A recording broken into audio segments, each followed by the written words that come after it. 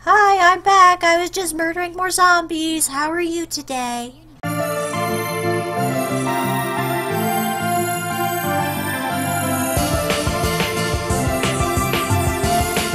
Greetings and salutations, viewers. I'm StarPrincessHLC, coming at you with another review of School Live, the strange moe zombie apocalypse anime that you can watch on Crunchyroll down in the description below.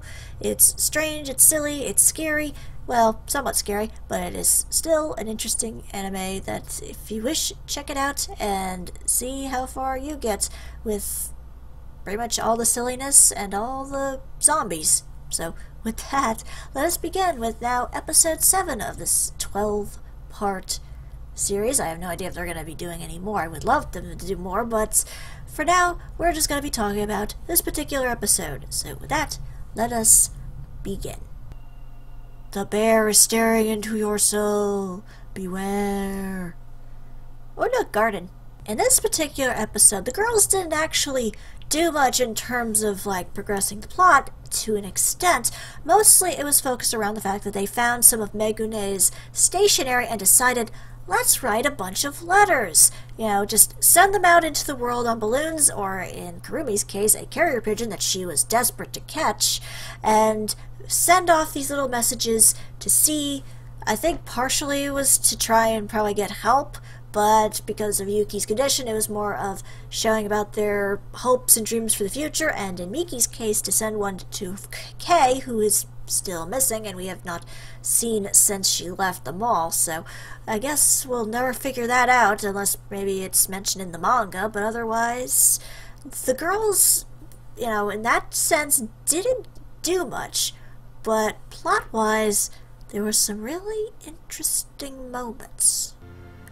Bye, letters and balloons and pigeon. Hopefully that brings up a bit of more optimism towards everyone and hope that things improve. Still waiting on that, I think.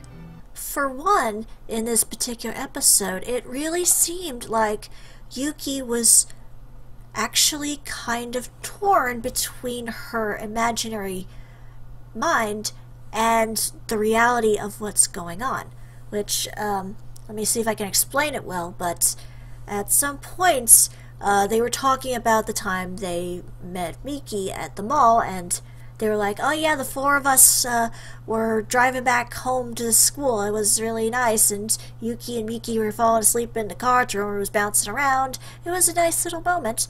But then Yuki was like starting to have her mind go like, wait a minute, wasn't Megune with us? And it's like, uh-oh, what do we do now? She went home. Her home was right near the mall. She just walked home. It's okay, Miki. It's okay, Yuki. Don't panic. Please don't panic. That is a terrible explanation, and you should feel ashamed of yourself. Just tell her the frickin' truth that she's dead.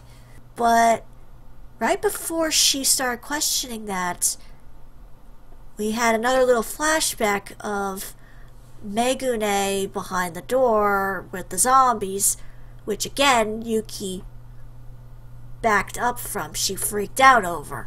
So I think in a way she is somewhat trying to remember, but not. And it gets a little deeper in this particular episode as well. I think she started to question a few things. Guys, you want to talk to her about this? Uh-oh. So after Yuki had her little breakdown with that, she's like, I'm gonna go talk to Megune. Obviously, Megune isn't around anymore. She died. But if she actually went to, from the way that it was shot, it was the door where Megune died, because what happened with Megune was she locked herself on the other side of a door where there were zombies where she had been bitten, and I guess essentially sacrificed herself, locking the door behind her. Yuki was standing behind that door talking to Megune as if she was still there. So I think in a certain way she does know Megune is gone, she does in a sense know that at least somewhat of this reality, and even the Megane that we see in her mind seems to almost be trying to convince her to snap out of her delusions. But at the same time, it seems like she's a bit conflicted, because in this particular episode, the Megane in her mind was kind of almost saying, be nice to everyone and don't forget, almost semi-encouraging her to keep up with the delusions. So I don't know if it's like she's actually faking her condition where she thinks everything is that way, or if she is indeed struggling to break down the barriers of her mind and accept reality. So it really is interesting how you can have these different dilemmas with this one character, where it's like, is she actually pretending for the sake of the girls, or is this her trying to break down her defenses and get back to the state of this is the reality? So I'm curious to see where that's going, because that's really interesting, and it really makes you think on your toes, like, what is actually going on in Yuki's mind? Unfortunately, the only ones that know that are Yuki herself, so I'm curious to see where that's gonna go. I agree, it is not a good excuse for her to be behaving in this fashion. Just because you need the encouragement doesn't mean that she should be wallowing in her delusions.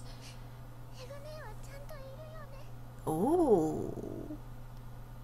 This is interesting. Kind of going back into my little theory there. Sounds like she wants to remember but doesn't want to. But then we also had this other strange little thing, which I have a feeling is going to come into play later. While going through Megune's little stuff, Miki found a key, this strange key with Megune's name on it, Sakura or whatever, and it's like, this might be important of some kind. I feel it will be important at some point. And she gives the key to Risan, who is like, you know, this might help. So I have a feeling that key is going to play some kind of important role later on in the series, but we don't know yet. But interesting little point, because they would have brought it up if it wasn't important.